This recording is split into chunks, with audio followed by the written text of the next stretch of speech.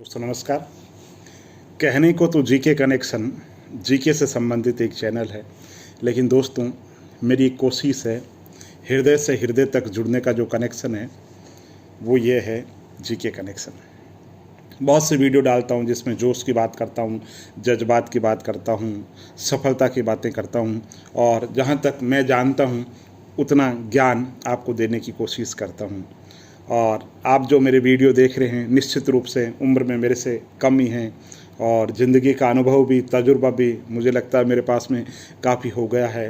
तो जैसे घर परिवार में बुज़ुर्गों की साख सीख और संस्कार दिए जाते हैं, वैसे कोशिश है ये भी अपना एक परिवार है।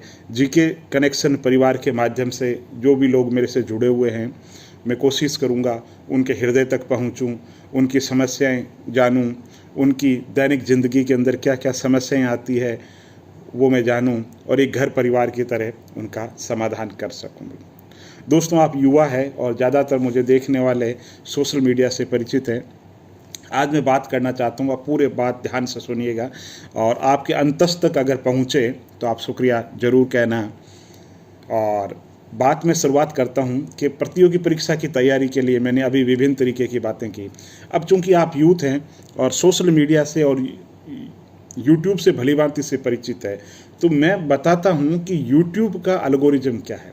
एल्गोरिज्म का मतलब यूट्यूब पे कोई वीडियो कैसे चलता है। तो पहली बात तो मैं नया आदमी हूँ, है ना, तो मेरा वीडियो यूट्यूब ज़्यादा लोगों के पास में भेजेगा ही नहीं, है ना। तो मुझे क्या करना पड़ेगा, बहुत ज़्यादा मेहनत करनी पड़ेगी। तो यही बात प्रतियोगी परीक्षाओं में आप लोगों के लिए लागू होती है। दोस्तों एक कैंडिडेट तो ऐसा है जिसने 10 साल से तैयारी कर रखी है ना, इंटरव्यू तक पहुंचता है ना। कोई मेंस में बहुत अच्छे नंबर आते हैं, 2-4 नंबर से इंटरव्यू कॉल से रह जाता है या कोई वेटिंग के अंदर रह जाता है। कुल मिलाकर सारांश कहूँ तो उसने बहुत अच्छी तैयारी कर रखी है। तो ऐसे लोगों के होते हुए आप अपना सिलेक्शन कैसे करवाएं, है ना। चाहे रीट की बात हो, चाहे एसआई की बात हो, किसी भी एग्जाम में बात हो, है ना। पुराने जो लोग हैं वो कहते हैं हमने तो बहुत पढ़ाई कर रखी है, आप नए हो तो आपके मन में ये बात आती है कि भाई उन लोगों के रहते हुए मेरा सिलेक्शन कैसे हो जाएगा। तो दोस्तों निश्चित रूप से मान करके चलिए, उन्होंने उम्र बहुत ज़्यादा दी है, समय बहुत ज़्यादा दिया है ना, और फिर भी सिलेक्शन नहीं हो रहा। तो पहली बात तो उनके भाग्य में कोई छोटी मोटी प्रॉब्लम हो सकती है, दूसरा उनकी रणनीति के अंदर कहीं न कहीं कोई कमी हो सकती है। तो आपको क्या करना है, तो यूट्यूब भी क्या करता है, जैसे मैंने बताया यूट्यूब का एल्गोरिज्म ये है, जैसे मैंने वीडियो बनाया, ठीक है, अब उस वीडियो को आपने बहुत ज़्यादा लाइक किया, है ना, और आपने बहुत ज़्यादा देखा, है ना। 100 लोगों ने देखा और 100 लोगों ने 10 मिनट का जो वीडियो है 8 मिनट तक देख लिया, तो यूट्यूब क्या करेगा, फिर उस जो 100 लोगों को भेजा ना वही वीडियो 1000 लोगों को भेजेगा। 1000 पे जब लोग देखेंगे तो उसी वीडियो को यूट्यूब लाख लोगों तक भेज देगा। ये बात प्रतियोगी परीक्षाओं में आपकी तैयारी के लिए है। जब आप पहले दिन तैयारी करने के लिए बैठते हो और आपको 10 तथ्य याद हो गया तो आपके जो दिमाग के जो न्यूरॉन है वो सक्रिय होते हैं, है ना, और मेंटली प्रिपेयर हो जाएगी कि भाई आज इसने 10 तथ्य याद कर लिए तो फिर वो 100 तथ्य की कैपेसिटी आ जाएगी, फिर 1000 तथ्य की तैयारी, 1000 तथ्य आप तैयार कर सकोगे। और एक दिन ऐसी स्थिति आ जाएगी आप कोई भी तथ्य पढ़ो आपको हाथों हाथ याद हो जाएंगे। दोस्तों कहते हैं कि उम्र घटती है तो उम्र जो बढ़ती है तो याददाश्त घटती है। मैं मेरा अनुभव बताऊं, आज की डेट के अंदर मेरी उम्र बढ़ रही है ना, उम्र तो बढ़ ही रही है, लेकिन मुझे लग रहा है याददाश्त जो है मेरी घट नहीं रही है, वो बढ़ रही है। क्यों बढ़ रही है दोस्तों, रुचि के साथ में है। उम्र के इस पड़ाव पर मुझे अब लगता है कि जब राजस्थान में एक कहावत है, मौका चूकी डूमनी गावे अताड़ पताड़, यानी कि का खेती जब वर्षा सुखाने और मौका जब चला जाए और तब उस चीज़ों का कोई मतलब नहीं है। खैर मजाक की बात है, कहने का मतलब ये है कि समय पे कोई काम हो जाए तो उसकी वैल्यू है, नहीं तो उसका कोई मतलब नहीं है। तो कहने का मतलब जैसे कि मैं आपसे कहूँ तो आप तैयारी करोगे ना तो एक दिन 5 तथ्य याद करोगे, 10 तथ्य याद करोगे, धीरे धीरे आपका जो माइंड का जो एल्गोरिज्म है ना, वो कह देगा हाँ भाई बंदा मेहनत कर रहा है, तो 100 चीज़ें याद होगी, फिर 1000 याद होगी, और एक दिन आप ऐसी स्थिति के अंदर पहुंच जाओगे, आप 10,000 तथ्य भी याद करोगे तो आपका दिमाग उस चीज़ को स्वीकार कर लेगा, क्योंकि दिमाग की बहुत ज़्यादा कैपेसिटी है। तो पहली चीज़ क्या हो गई कि जो दिमाग है ना उसका ऑडियो रिटेंशन वो बढ़ाना बहुत ज़्यादा जरूरी है। वो कब बढ़ेगा, जैसे मैं क्या करता हूँ, कंटिन्यूटी बहुत ज़रूरी है ना। मैं एक वीडियो डाल करके बैठ जाऊँ, है ना, तो आप लोग वापस कहोगे साहब कोई वीडियो आ ही नहीं रहा है ना। तो इसी तरीके से दिमाग कहेगा भाई कल तो पढ़ाई की थी, आज क्या हुआ? एक दिन नहीं, कोई बात नहीं, फिर 6 दिन 7 दिन नहीं पढ़ोगे, कंटिन्यूटी नहीं रहेगी तो दिमाग ने जो पढ़ रखा है उसको भी वो रिजेक्ट कर देगा, जो इनपुट डाला है ना, वो भी रिजेक्ट हो जाएगा। तो कहने का मतलब क्या है, ऑडियो रिटेंशन जरूरी है ना। उसके बाद के अंतर्गत क्या है, कंटिन्यूटी जरूरी है। अगर कंटिन्यूटी नहीं है तो उस पढ़ाई का कोई मतलब नहीं। इसलिए मैं कहता हूँ भले ही आप कम पढ़ें लेकिन कंटिन्यूटी के साथ में पढ़ें, रोजाना पढ़िए। तो दूसरी बात क्या हो गई, ये चीज़ हो गई। तीसरा दोस्तों, जैसे मैंने बताया कुछ लोग कहते हैं साहब है ना, उनके पास तो संसाधन है, उन लोगों के पास तो कोचिंग है, उन लोगों का फैमिली बैकग्राउंड बहुत अच्छा, छोटा मोटा इन चीज़ों का फर्क पड़ता है दोस्तों। अगर आज के युग के अंदर, मैं आपको पहले भी एक उदाहरण दे चुका हूँ कि टाइम्स ऑफ इंडिया जैसी वेबसाइट को, ऑनलाइन है टाइम्स ऑफ इंडिया, उसको एक जयपुर का छोटा सा लड़का, 13 साल का लड़का है ना, बिल्कुल सिंपल सा लड़का टक्कर देता है और टाइम्स ऑफ इंडिया को पछाड़ करके, है ना, उसका आर्टिकल पहले नंबर पे, पहले पेज में, पहले रैंक पे आ सकता है। दोस्तों मैं टेक्निक का बिल्कुल जानकार नहीं हूँ, कंप्यूटर के बारे में मुझे कुछ भी पता नहीं है, लेकिन मैं आपको बताना चाहूँगा मेरा एक आर्टिकल गूगल के पहले पेज पर पहले नंबर पर रैंक कर रहा है ना। तो क्या है कि मेहनत करोगे, बिल्कुल चीज़ें धीरे धीरे चीज़ों को समझोगे। पढ़ाई है, पढ़ाई का भी एक एल्गोरिज्म है ना। एल्गोरिज्म कैसे समझोगे, जैसे मैं आर्टिकल लिख रहा हूँ, अब आर्टिकल के अंदर मैंने वर्ड डाल दिया यूपीएससी प्रिपरेशन, जबकि लोग यूपीएससी प्रिपरेशन के नाम से सर्च नहीं कर रहे, लोग आईएएस प्रिपरेशन के नाम से कर रहे हैं। तो इसी तरीके से आप जो किताबें पढ़ रहे हो, है ना, जो चाहिए एग्जाम में सफलता के लिए, वो किताबें ही नहीं पढ़ रहे हो, पहली बात है ना। किताबें जो पढ़नी चाहिए टेक्स्ट बुक, वो नहीं पढ़ करके कोई गाइड इस तरह घटिया कोई नोट्स पढ़ रहे हो, समझ गए। तो पहली चीज़ तो ये। दूसरी चीज़, जो आप पढ़ रहे हो आपका तरीका कैसा है, आपका तरीका कैसा है, आप जो पढ़ रहे हो उसके नोट्स कैसे बना रहे हो, है ना। संक्षिप्तता होनी बहुत ज़्यादा जरूरी है। मैंने जैसे बताया मेरा एक आर्टिकल है, पहले नंबर पे बहुत से आर्टिकल लिख रखे, लेकिन वो एक ही पेज क्यों रैंक कर रहा है कि मेरा जो अनुभव है उससे संबंधित वो आर्टिकल है, और उसमें को मैंने शॉर्ट के अंदर बहुत लिखा है। इसलिए मैं आपसे हमेशा कहता हूँ संक्षेपण एक कला है, और जो पढ़ो उसके नोट्स बनाओ, उसको लिखो, फिर दिमाग से सोचो, पशुओं की तरह जुगाली कर दो, बोल दो किसी के सामने, दीवार के सामने, भाई के सामने, बहन के सामने, मित्र के सामने, किसी के भी सामने बोल दो। क्योंकि शास्त्रों के अंदर कहा गया है कि सरस्वती के भंडार की बड़ी अपूर्व बात, ज्यों खर्चे त्यों बड़े, बिन खर्चे घट जात।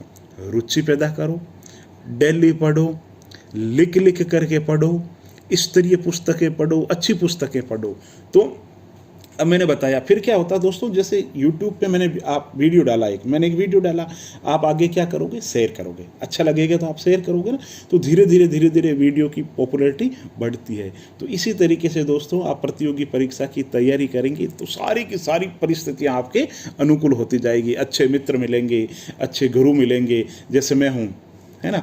अब मैं देख रहा हूँ कि मेरे से जो जुड़े हुए सब्सक्राइबर, उनमें कौन से सब्सक्राइबर है जिनमें करंट है, जिनमें आग है, मुझे लगता है कि ये लोग दुनिया के अंदर कुछ कर सकते हैं, है ना, दुनिया के अंदर कुछ कर सकते हैं। तो मेरी कोशिश रहेगी मैं व्यक्तिगत रूप से उनसे संपर्क करूँ, उन पर फ़ोन से बात करूँगा, और जहाँ तक मेरा ज्ञान है मैं ज्ञान देने की कोशिश करूँगा। नहीं तो और किसी मेरे मित्र से, जैसे मान लो मुझे भौतिकी नहीं आती, मेरे एक मित्र की भौतिकी पे अच्छी पकड़ है, तो मैं उसको भौतिकी, उससे कहूँगा कि आप भौतिकी का ये टॉपिक है उनको पढ़ाओ।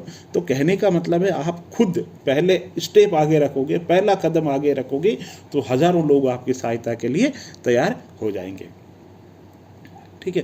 और पढ़ो तो दिल से पढ़ो दोस्तों, फॉर्मेलिटी के लिए मत पढ़ो, किसी पे एहसान करने के लिए मत पढ़ो। ये आपका रास्ता है, आपकी मंजिल है, आपने तय किया, आपके ऊपर कोई दबाव नहीं है। आप क्विट कर सकते हैं, आप क्विट कर जाइए। क्विट अगर आप में जोश नहीं है, जज्बा नहीं है, आप में, है ना, राजस्थानी में कहते हैं उठाए हुए कुत्ते कभी शिकार नहीं करते। अगर दिल में भावना नहीं है पढ़ने की भावना, बिल्कुल, तो छोड़ दीजिए उन चीज़ों को।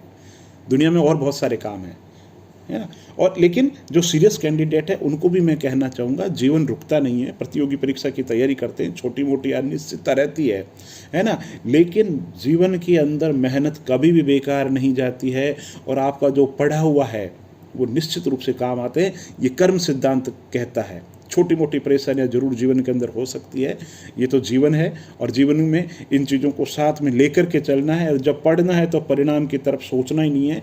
आपने अपना 100% मेहनत कर दी, आपने अपना योगदान दे दिया, है ना। किसी व्यक्ति ने मेहनत की, YouTube पे वीडियो डाल दिया, अब पब्लिक देखे नहीं देखे, जिसको मर्जी है देखे, जिसकी नहीं मर्जी है वो मत देखे। अगर कंटेंट में दम होगा, एल्गोरिज्म के हिसाब से होगा तो अपने आप लोकप्रिय हो जाएगा। और दोस्तों, जब मेहनत करोगे, है ना, तो छोटे मोटे लोगों की जरूरत नहीं होती।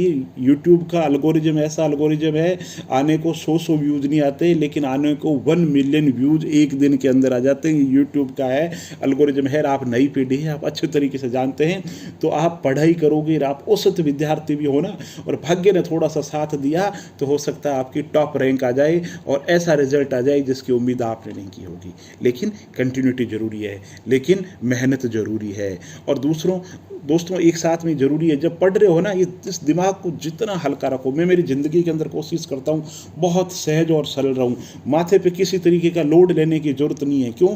हम गलत बोलते हैं, गलत सोचते हैं, गलत करते हैं तो हमारे दिमाग में कूटनीति रहती है, डिप्लोमेसी रहती है। हम बोलते कुछ और है, सोचते कुछ और है। नहीं तो भैया सत्य सत्य होता है, जैसे हैं, है ना, जैसे हैं।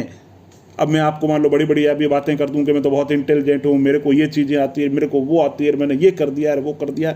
भैया जैसा हूँ, जिस रूप में हूँ, आपके सामने हूँ, अगर पसंद आए तो सुन लो, नहीं पसंद आए तो मत सुनो। अच्छा लगे तो लगे, शेयर करना है तो शेयर कर दो, नहीं करना है तो मत करो। तो इसी तरीके से अगर आपको पढ़ाई करनी है तो इस भाव से करनी है कि भैया मैं तो, मेरी मेहनत है, मैं अपना 100% दे रहा हूँ, मैं माँ बाप के सपने पूरे करने की कोशिश करूँगा, मेरे प्रयत्न में कोई कमी नहीं होगी, उचित रणनीति के साथ में तैयारी करूँगा, और जो मेरे हितैषी है, जो मेरे शुभचिंतक है, जो बताएंगे उस मार्ग से चलते हुए तैयारी करूँगा। और फिर भी सिलेक्शन नहीं होता है तो नहीं हो, बिल्कुल मेरे प्रयत्नों के अंदर कमी नहीं है, मैं ये फक्र के साथ में कहूँगा। और मेरे जीवन का जब भी मूल्यांकन होगा तो मैं कहूँगा साहब मैंने प्रयत्नों के अंदर कोई कमी नहीं थी, मेरे भाग्य ने थोड़ा सा साथ नहीं दिया तो अलग चीज़ है, बाकी मेरे प्रयत्नों में कोई कमी नहीं है। और निश्चित रूप से जो मेहनत करता है उसका नतीजा देर सवेर आता ही है। तो जीके कनेक्शन के माध्यम से मैंने आपसे दिल से, आपके इंतस से, आपके हृदय तक पहुंचने की कोशिश की। दोस्तों, जैसे मैं घर के अंदर, है ना, मेरे परिवार के सदस्यों को सलाह देता हूं, वैसे ही सलाह मैं आपको देने की कोशिश करूंगा। पढ़िए, जो कठिन परिश्रम है उसका जीवन के अंदर कोई विकल्प नहीं है। देर हो सकती है भगवान के घर, लेकिन भगवान के घर कतई अंधेर नहीं है।